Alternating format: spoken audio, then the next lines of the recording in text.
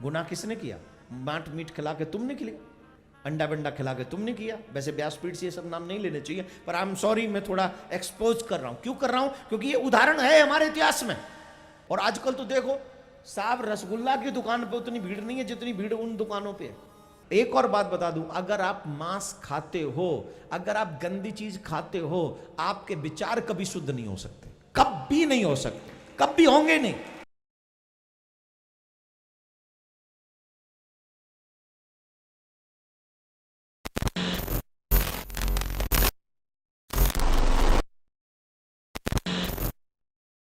और बहुत से लोग को ये गलत फहमी है, हमारे हिंदू दोस्त लोग को, कि उनकी मजहबी किताबें गोश्त खाने से रोकती हैं।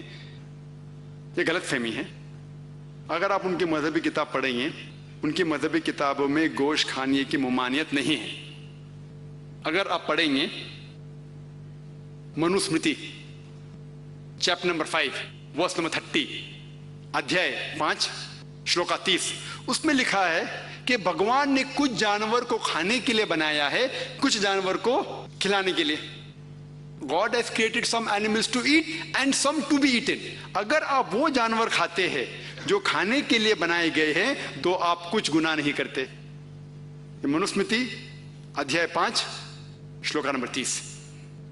आगे आप पढ़ेंगे मनुस्मृति अध्याय 5 श्लोका नंबर 31 में कहा गया है कि अगर आप वो जानवर का कत्ल करते हैं जो पूजा के लिए बनाए गए तो आपको कोई गुनाह नहीं है। मनुस्मृति अध्याय 5 चैप्टर 5 वर्स नंबर 39 एंड 40, 39 और 40, उसमें लिखा गया है कि अगर आप सैक्रिफाइस में गोश्त खाते हैं, पूजा के लिए गोश्त खाते हैं, तो कोई गुनाह नहीं कर रहे।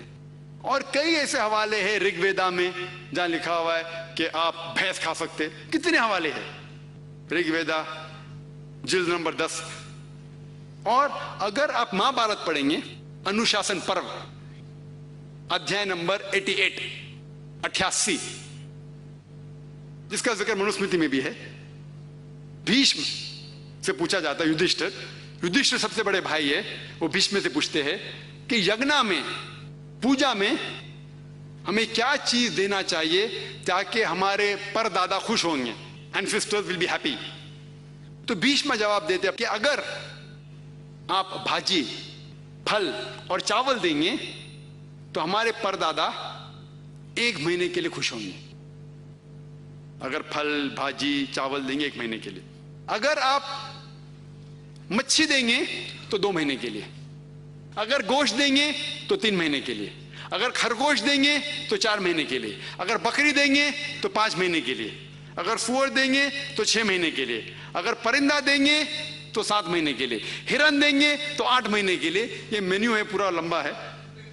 आखिर में कहा जाता है कि अगर आप भैंस देंगे तो 11 महीने के लिए, और अगर आप गाय देंगे तो 1 पूरे साल के लिए हमारे परदादा खुश होंगे, और अगर आप राइनोसरस देंगे तो हमेशा के लिए खुश होंगे।